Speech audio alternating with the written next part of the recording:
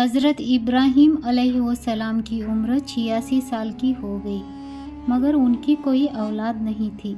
ایک دن حضرت سارہ حضرت ابراہیم علیہ السلام سے کہنے لگی، مجھے تو اولاد کی کوئی امید نہیں رہی، اس لیے آپ حضرت حاجرہ سے نکاح کر لیجئے۔ کچھ ہی دنوں میں حضرت ابراہیم علیہ السلام اور حاجرہ کا نکاح ہو گیا۔ اللہ نے حضرت ابراہیم علیہ السلام کی دعا قبول کری اور آپ کو ایک بیٹا عطا فرمایا جس کا نام اسماعیل رکھا گیا۔ پھر اللہ کا حکم ہوا اپنی بیوی حاجرہ علیہ السلام اور بیٹے اسماعیل علیہ السلام کو لے کے مکہ روانہ ہو جائے۔ اس وقت مکہ ایک بالکل بنجر جگہ تھی۔ یہاں پر ابراہیم علیہ السلام اپنی بیوی بچے کو چھوڑ کر جانے لگے تو حاجرہ علیہ السلام کو بہت حیرانی ہوئی اور وہ اپنے شوہر سے پوچھنے لگی، آپ ہمیں کہاں چھوڑ جا رہے ہو؟ یہاں نہ پانی ہے، نہ کھانا، نہ کوئی انسان۔ ابراہیم علیہ السلام نے کوئی جواب نہیں دیا اور چلتے رہے۔ حاجرہ علیہ السلام ان کے پیچھے پیچھے چلنے لگی اور سوال کرتی رہی کہ آپ کس کے حوالے کر کے جا رہے ہو؟ یہ تو بالکل بے آباد جگہ ہے، کیا آپ کو اللہ نے اس کام کا حکم دیا ہے؟ تب حضرت حاجرہ مطمئن ہو گئی، اگر یہ اللہ کا حکم ہے تو اللہ ہمیں بالکل ضائع ہونے نہیں دیں گے۔ حضرت حاجرہ اپنے ساتھ تھوڑا بہت پانی اور خوراک لے آئی تھی، وہ چند دنوں میں ختم ہو گیا۔ پانی کا ایک بھی قطرہ نہ بچا۔ کھانا نہ ملنے کی وجہ سے ماں کا دودھ بھی سوکھ گیا۔ اب بچہ بھوک سے بلکنے لگا۔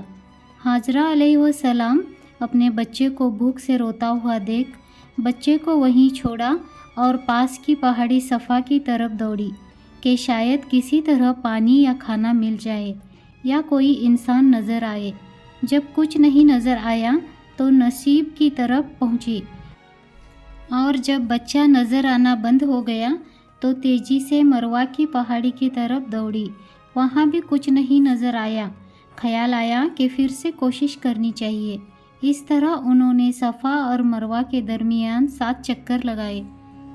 اللہ کو حاجرہ علیہ السلام کی یہ ادا بہت پسند آئی اور اللہ نے حاجرہ علیہ السلام کی اس سنت کو برقرار رکھنے کے لیے اسے حج کا حصہ بنا دیا۔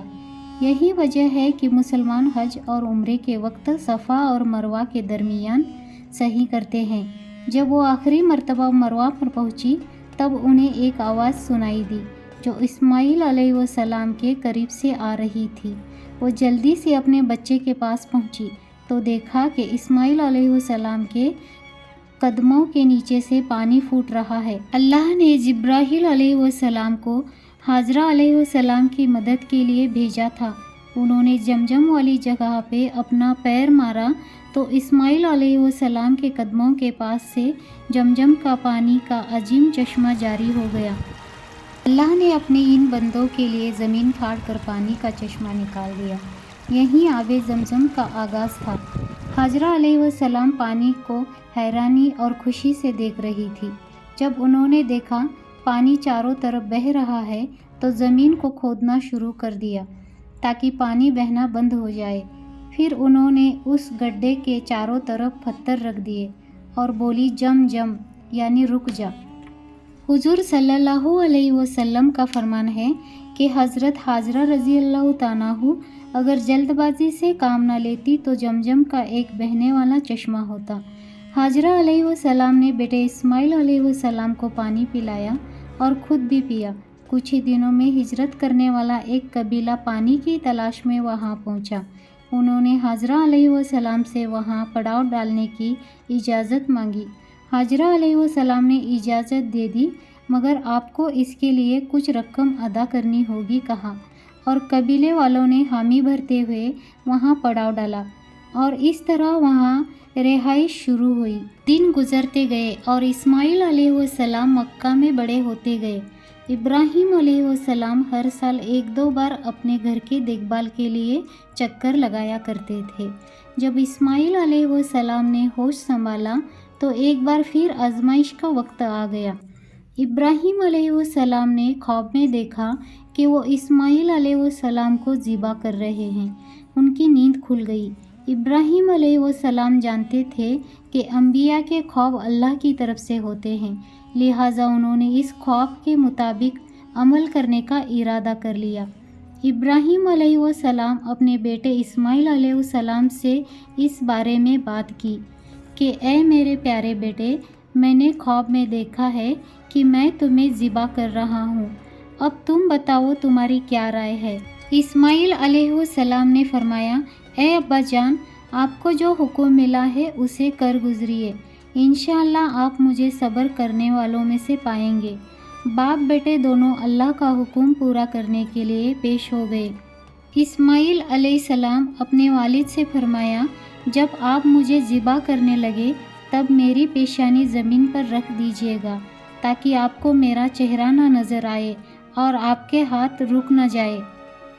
ابراہیم علیہ السلام نے ایسا ہی کیا اور آنکھوں پر پٹی باندھ لی۔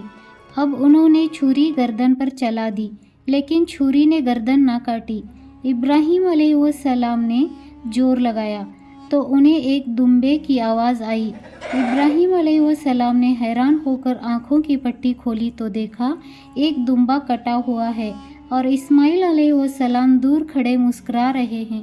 اللہ نے ابراہیم علیہ السلام کو آزمایا اور ابراہیم علیہ السلام نے اللہ کے ایک حکم پر اپنے بیٹے کو قربان کرنے کے لیے راضی ہو گئے، وہ بھی وہ بیٹا جو انہیں 86 سال کے بے اولاد رہنے کے بعد ملا تھا۔ اللہ ظالم بادشاہ نہیں ہے۔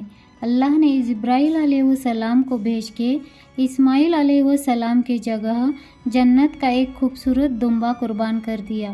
اس کے بعد سے اللہ نے دنیا بھر میں ابراہیم علیہ السلام کی اس سنت کو زندہ رکھا اور آج بھی دنیا بھر میں مسلمان حج کے موقع پر قربانی کرتے ہیں۔